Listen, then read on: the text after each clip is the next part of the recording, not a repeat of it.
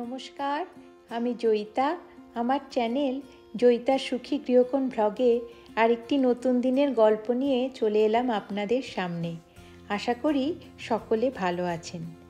আজ নিরুপমের জন্মদিন, সেই গল্পই আজ করব আপনাদের সঙ্গে। আজকে বৃহস্পতিবার 29শে আগস্ট, নিরুপমের জন্মদিন। আগের ব্লগে আপনারা দেখেছেন যে আমি জন্মদিন উপলক্ষে কিছুটা রান্না করে রেখেছি, বাকিগুলো সব আজকে করব। তাই সকাল সকাল একটু ডাল বসিয়ে দিলাম। আজকে করব ফুলকপি দিয়ে ভাজা মুগের ডাল, যেটা নিরুপমের অত্যন্ত প্রিয়। সকালবেলা কাজে যাওয়ার আগে আমি হাতে খুব একটা সময় পাইনি, তাই শুধুমাত্র মুগের ডালটা সেদ্ধ করেই আমি চলে গিয়েছিলাম। এখন সন্ধেবেলা বাড়ি ফিরে তাই চটপট বাকি রান্নাগুলো সেরে ফেলছি। তাই একটা গ্যাসে আমি চাটনি বসিয়ে দিয়েছি, আর অন্য একটা গ্যাসে আমি তেলে খানিকটা জিরে, তেজপাতা আর শুকনো লঙ্কা ফোড়ন দিয়ে দিয়েছি। এরপর আমি ডালের জন্য কেটে রাখা ফুলকপিগুলো একটু ভালো করে ভেজে নেব। তারপর এই ফুলকপিটা ভাজা হয়ে গেলে এতে যেমন নর্মাল মুগের ডাল করে একটু জিরে গুঁড়ো, আদা বাটা দিয়ে নুন মিষ্টি দিয়ে ভালো করে কষিয়ে নেব।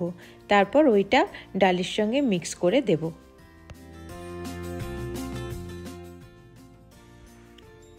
ডালের মধ্যে আমি সব কিছু মিশিয়ে দিয়েছি। ডালটা অলরেডি ভালো করে ফুটতে শুরু করে দিয়েছে। এবার একটুখানি ঘি দিয়ে দিলাম ডালে। ব্যাস, আর একটু ফুটিয়ে আমি নামিয়ে নেব। ব্যাস, আমার ডাল রেডি। ডাল হয়ে গেছে, চাটনি হয়ে গেছে, আর কালকে তো আগে থেকেই পায়েস আর স্টাফড আলুর দম করে রেখেছিলাম। তা এখন আমি কয়েকটা ডিমও সেদ্ধ করে নিয়েছি, ডিমের রেজালা বানাবো বলে।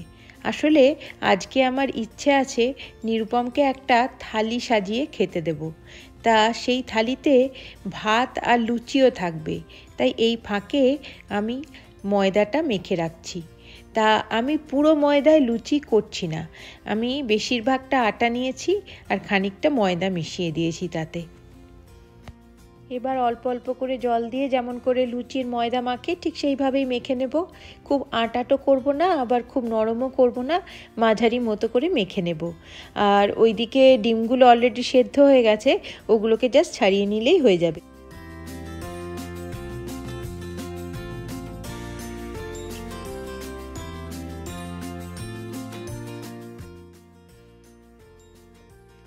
রেজালা করতে বেরেস্তা লাগবে, তা আমার কাছে রেডিমেড বেরেস্তা কেনা ছিল না, তাই ভাবলাম অল্প করে বেরেস্তা বানিয়ে নিই। তাই এরকম সরু সরু করে পেঁয়াজ কেটে একটু তেল বেশি করে দিয়ে বেরেস্তাটা বানিয়ে নিলাম চটপট। এবার রেজালার জন্য বাকি মশলা, যেমন ধরুন এই পোস্ত, এটাকে আমি একটু বেটে নেব। তাই এখানে আমি যখন মিক্সিতে পোস্ত বাটি, প্রথমে ড্রাই পোস্তটাকে একবার ঘুরিয়ে নিই, তারপর জল মিশিয়ে আর একবার ঘুরিয়ে নিই। তাতে না খুব মসৃণ করে বাটা হয়, খুব ভালো বাটাটা হয় তাতে।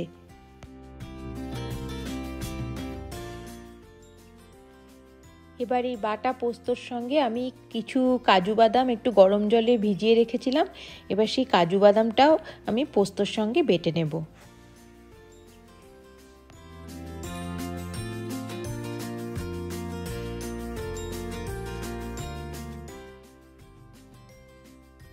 তা এখন আমি ডিমের রেজালাটা রান্না করে ফেলি।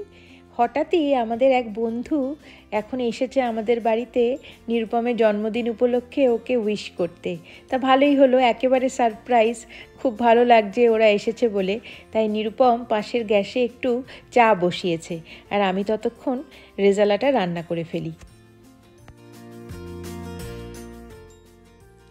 আমি অলরেডি একটা প্যানে খানিকটা তেল আর খানিকটা ঘি গরম বসিয়ে দিয়েছি। আর এইখানে দেখুন মশলাগুলো আমি আগে থেকে রেডি করে নিয়েছি। পেঁয়াজ কুচি আর আদা আর রসুন কুচি, লঙ্কা কুচি, আর এখানে গরম মশলা। আর এইখানে আমি খানিকটা টক দই ফেটিয়ে নিয়েছি। আর এটা তো আপনাদেরকে দেখালাম, পোস্ত আর কাজু বাদাম আমি ভালো করে বেটে নিয়েছি। আর এইটা হচ্ছে বেরেস্তা। এই গরম তেলে আমি ওই গরম মশলা মানে দারচিনি আর একটু এলাচ থেতো করে নিয়েছিলাম, সেটা ফোড়ন দিয়ে দিলাম। আর দিলাম দুটো শুকনো লঙ্কা। এবার এটাকে একটুখানি গন্ধ বেরোলে পরে আমি তার মধ্যে যে পেঁয়াজ কুচি করে রেখেছি সেটা অ্যাড করে দিলাম।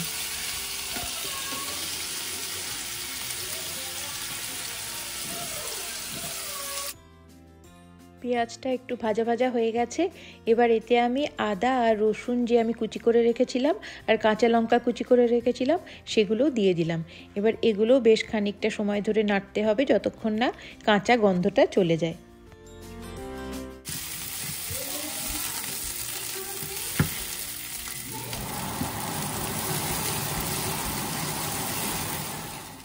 এবার এই পেঁয়াজ রসুন আদা লঙ্কা কুচি সব ভালো করে নাড়া হয়ে গেছে।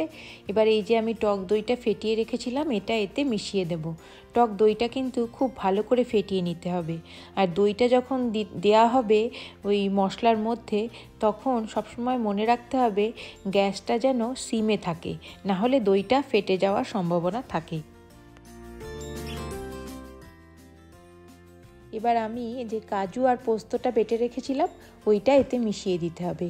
আর তারপর আবার খানিকক্ষণ সময় ধরে কষিয়ে নিতে হবে যতক্ষণ না তেলটা সেপারেট হয়ে যায়।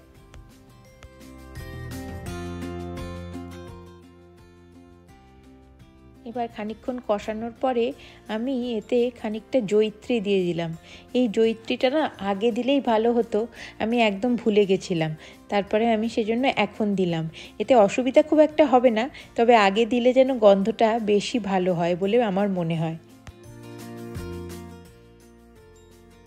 এবার যে বেরেস্তাটা রেডি করে রেখেছিলাম সেটা এই মশলার সঙ্গে মিশিয়ে দিলাম। ব্যাস আমার রান্না অলমোস্ট শেষের পথে। এবার বেরেস্তাটা ভালো করে মিশিয়ে খানিকটা জল দিয়ে ফুটিয়ে নিয়ে ডিমগুলো মিশিয়ে দেব। তারপর খানিকক্ষণ ফুটিয়ে নামিয়ে দিলেই আমার রান্না প্রায় রেডি।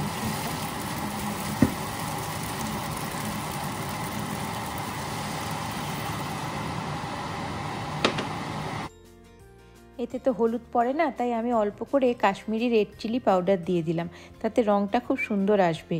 তারপর আমি ডিমগুলো এতে একটা একটা করে মিশিয়ে দিচ্ছি।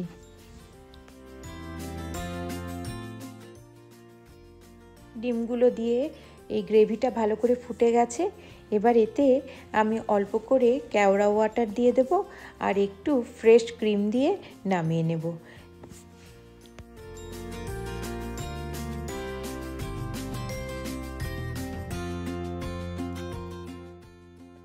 আর সব শেষে আমি এতে দিয়ে দিলাম সানরাইজের শাহি গরম মশলা।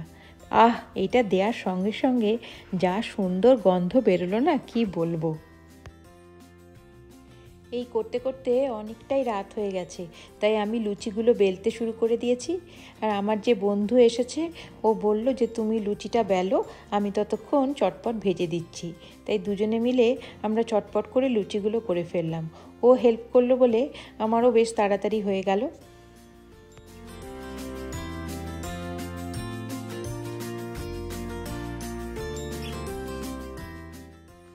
লুচিগুলো আমরা দুজনে চটপট করে ভেজে নিলাম। তারপরে ওরা বলল যে আগে তাহলে কেকটা কেটে নেওয়া হোক। বলা হয়নি আপনাদের, ওরা আসার সময় একটা কেকও নিয়ে এসেছিল নিরুপমের জন্য।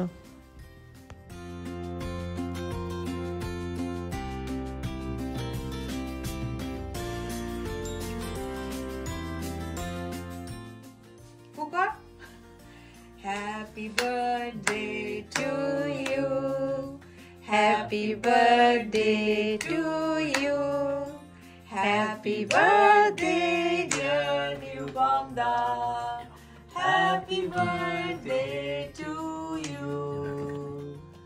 May God bless you. May God bless you. খুব মজা করে কেক কাটিং হয়ে গেল। এবার চলুন আমি চটপট করে নিরুপমের থালিটা রেডি করে ফেলি।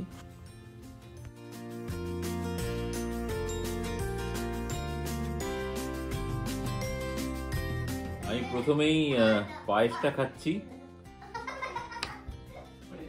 খুব ভালো হয়েছে পায়েস, দারুণ দারুণ পায়েস হয়েছে। তারপরে তো লুচি খাবো আমি। পছন্দ হয়েছে? দুর্দান্ত।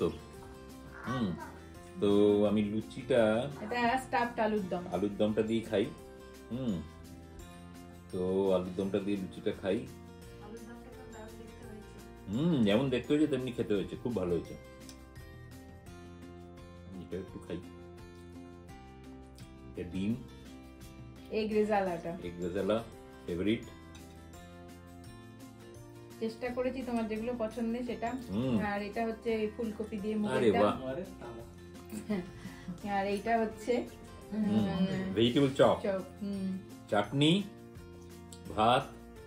ভাতটা ইচ্ছে ছিল আসলে, মানে ভেবেছিলাম একটা থালি করব, সেটা করেছি কিন্তু দু একটা জিনিস মিসিং আর কি। এই থালি জমজমাট হয়েছে, খুব ভালো হয়েছে থালি। Thank you. একটা পিস পোলাও বা জিরা রাইস করার ইচ্ছে ছিল কিন্তু সেটা আর পারলাম না টাইমের অভাবে। ভালো খাচ্ছি। আজ তাহলে এই পর্যন্তই। জন্মদিনের ভ্লগ এখানেই শেষ করলাম। ভ্লগটি ভালো লাগলে লাইক, শেয়ার, কমেন্ট করবেন প্লিজ। আর চ্যানেলটি সাবস্ক্রাইব করে পাশে থাকার অনুরোধ রইল। সবাই খুব ভালো থাকবেন। দেখা হবে খুব শিগগিরই। ধন্যবাদ।